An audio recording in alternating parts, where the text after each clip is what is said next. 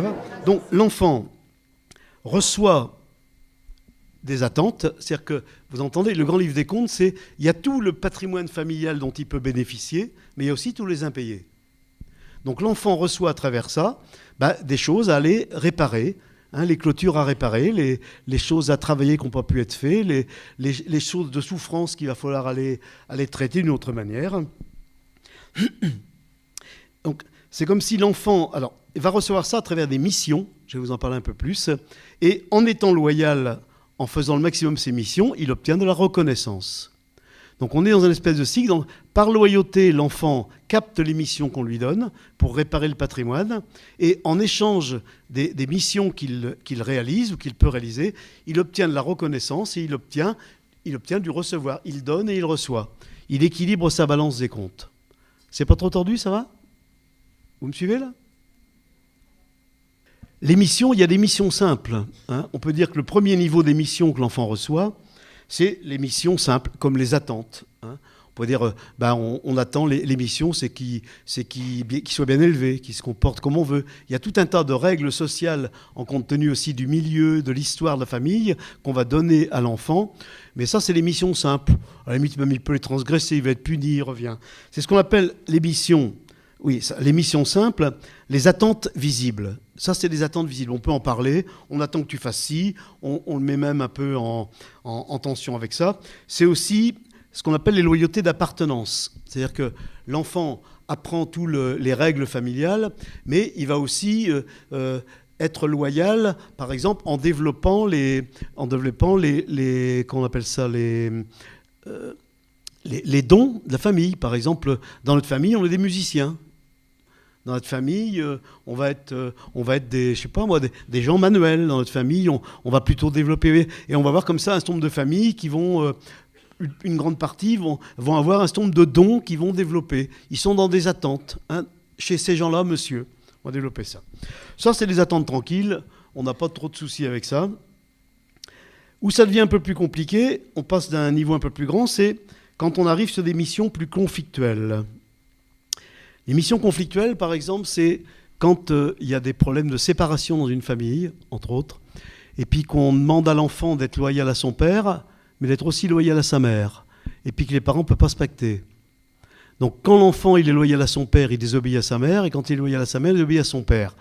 Là, ça commence à devenir une mission conflictuelle un peu plus difficile. Vous êtes ? Alors, c'est des choses qu'on va rencontrer aussi dans les problèmes d'immigration, par exemple.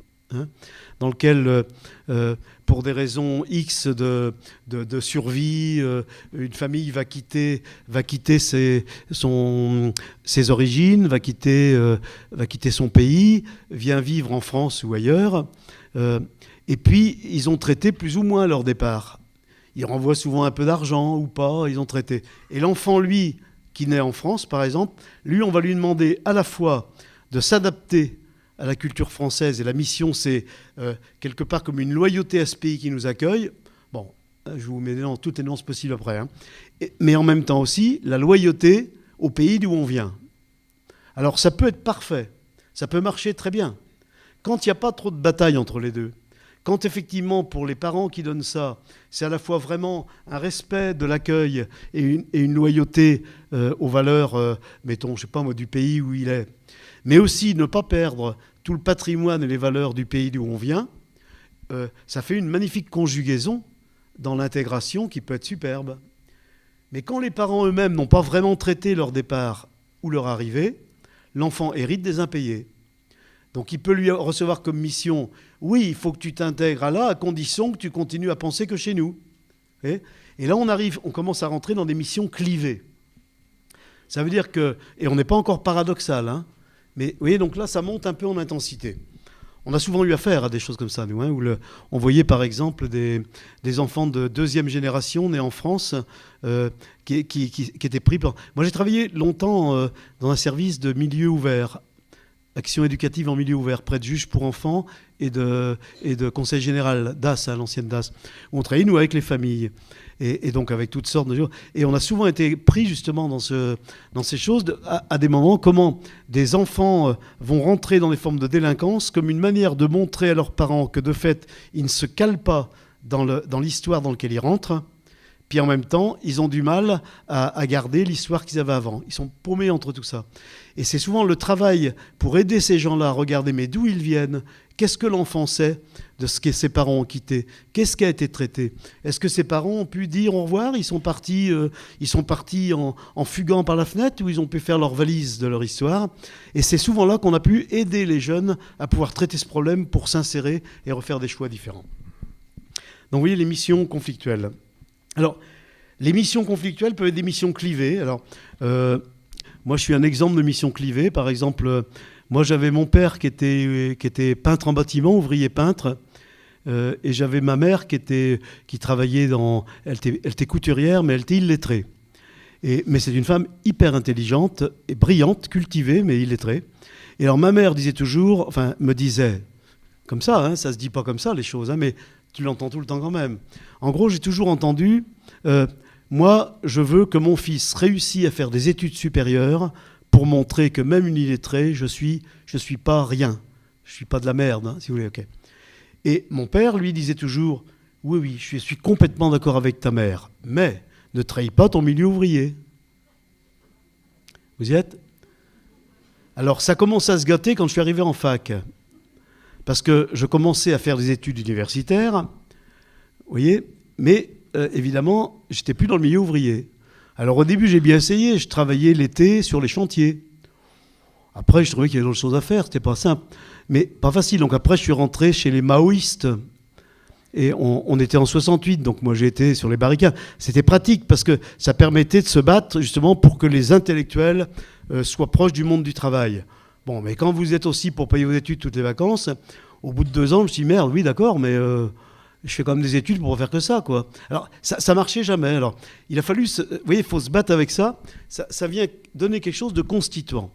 Au point, moi, où en fin de 2e année d'université, j'ai failli arrêter mes études. J'ai commencé des crises d'angoisse. C'est ça qui a d'ailleurs permis de commencer une analyse. Donc, d'être là aujourd'hui, probablement. Mais commencer ça. Et puis commencer à se poser des questions. Mais j'ai continué. Et j'ai appris qu'au fond, on peut être dans des loyautés clivées. Si tu obéis à papa, il ne faut pas que tu désobéisses à maman, et réciproquement. Mais on peut faire les deux. Donc au fond, une partie de notre construction de vie peut être la recherche pour satisfaire les deux, en créant son propre parcours. Alors moi j'ai essayé, je suis devenu donc un universitaire. J'ai fait de belles études universitaires, mais je suis resté un praticien. Donc quand j'ai passé ma thèse d'État avec Max Pagès m'a dit « André, ta thèse est pas mal, mais elle n'est pas assez universitaire. » Ah ben j'ai dit « C'est normal, puisque c'est une thèse de recherche pratique. » Il dit « Oui, mais c'est une thèse d'État universitaire, donc elle ne peut pas être ça. Il faut que tu la remanies. » Je dis « C'est pas possible, je ne veux pas. » Il me dit « André, je t'aime bien, mais désolé, si tu ne veux pas, tu ne feras pas ta thèse. » Donc je n'ai pas fait ma thèse. Voilà. Parce que j'ai quand même eu un poste pendant un certain temps à l'université. Mais toujours, au fond, j'ai développé ma vie en étant un chercheur praticien. Au fond, pour être loyal à mon père comme à ma mère, je les en remercie, merci patiemment. Au fond, il a fallu que la théorie soit intéressante que si elle s'inscrit dans la pratique. Mais la pratique n'est intéressante que si elle peut aussi utiliser la théorie. Et c'est ce mariage. Donc ce que je veux dire à travers ça, c'est que les loyautés, les missions clivées qu'on peut recevoir comme cette mission, c'est ce qui aussi nous construit. On s'en débrouille. Et des fois, on s'en débrouille mal, ou moins bien, ou on passe par des stades. Mais de toute façon, on peut penser que notre trajectoire de vie est faite de beaucoup de notre parcours pour faire avec les missions qu'on a reçues. Une partie. Alors on monte en intensité. Après, on peut passer dans des missions hautement plus conflictuelles que ça, voire paradoxales. Ah, paradoxal, c'est horrible. Hein. Paradoxal, c'est tu dois faire quelque chose à la condition de ne pas le faire. Hein.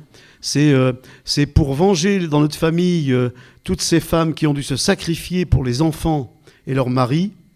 On te demande à toi, ma fille, d'aller montrer que les femmes peuvent travailler, peuvent être brillantes dans leur travail, peuvent faire des études, peuvent être des employés qui réussissent, mais ne lâchent jamais leur famille et leurs enfants. C'est pour ça qu'un certain nombre de femmes ont souvent plusieurs emplois à haute dose. Hein. Pas facile, parce que ça veut dire que vous devez à ce moment-là être en même temps une brillante professionnelle, mais en même temps, vous devez être celle qui est tous les jours à la maison avec les enfants. On pète les plombs à un moment donné. Voilà. Donc on va être prêt. Alors, on pourrait donner plein d'autres exemples de missions paradoxales. Et puis, je vais surtout en arriver là, le summum, c'est ce qu'on appelle les missions impossibles. Bien sûr, les missions impossibles, c'est toutes les missions qui sont liées à des secrets. Ça veut dire que dans la famille, il y a des choses qui ont tellement été insupportables, tellement été douloureuses, dures, honteuses, qu'au fond, on n'a pas pu les traiter. Alors, comme on n'a pas pu les traiter, on les a mis au secret, mais elles ne sont toujours pas traitées. Quand on met des choses au secret qui ne sont pas traitées, c'est comme si on mettait des choses sur le buffet de la cuisine dans une inclusion plastique en disant « il ne faut surtout pas regarder ce qu'il y a là ». Mais on ne le sort pas de la table. C'est-à-dire que c'est comme si effectivement, il ne faut pas arrêter de ça, il ne faut surtout pas oublier qu'on a vécu ces choses horribles, mais il ne faut surtout jamais en parler, il faut le tenir secret. Vous voyez un peu ce paradoxe. Alors, ça veut dire que ces choses pas traitées sont transmises aux générations inachevées, on est en Gestalt, donc on est sur des situations inachevées par un bout de l'histoire familiale, qui sont mises sous inclusion plastique, qui se transmettent aux générations suivantes pour tenter d'être traitées, d'être achevées, avec pour mission aussi de ne jamais en parler. Donc mission impossible. C'est là qu'on va avoir tout à l'heure, j'ai essayé de vous préciser plus, qu'on va parler de loyauté invisible et de mission secrète. Alors, mission impossible, c'est intéressant de garder le mot mission secrète, mission impossible, moi je l'aime bien parce que c'est comme le film, vous connaissez le film Mission Impossible? Vous avez vu ce film-là?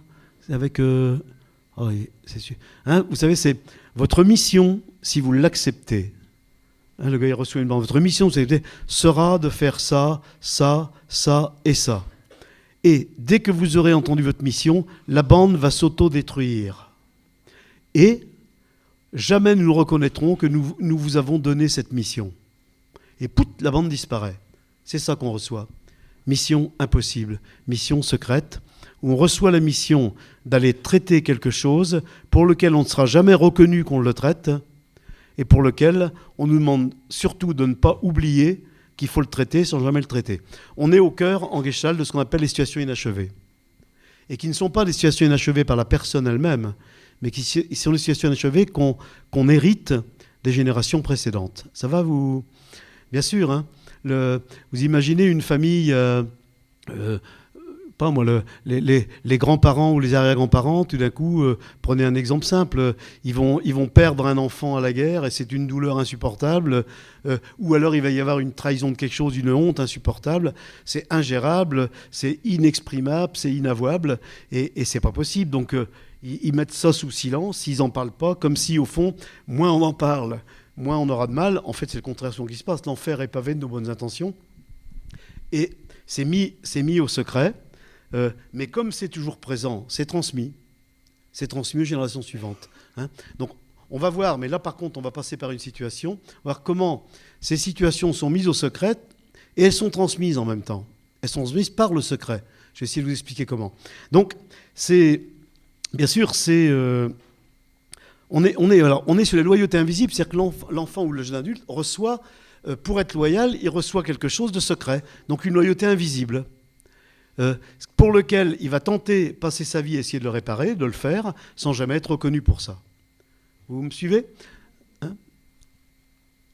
Alors, on prendra un petit temps aussi pour parler, mais je vous le dis quand même de mots aussi, c'est les choix professionnels peuvent être considérés aussi, pour moi, comme des missions impossibles, ou comme des loyautés invisibles. Pourquoi croyez-vous donc que je sois psychologue ? Pourquoi cette femme-là est-elle assistante sociale ? Éducatrice, psychothérapeute, médecin, avocat, mais même boucher, dans certains cas. C'est-à-dire, on a prêté beaucoup d'attention, moi je m'intéresse beaucoup. Alors, des gens me demandaient tout à l'heure si j'avais écrit un bouquin. Non, mais j'en ai un en construction que je n'écrirai probablement d'ailleurs jamais, mais qui est beau s'il était écrit un jour. C'est justement sur les loyautés invisibles professionnelles. C'est-à-dire, c'est au fond le choix professionnel.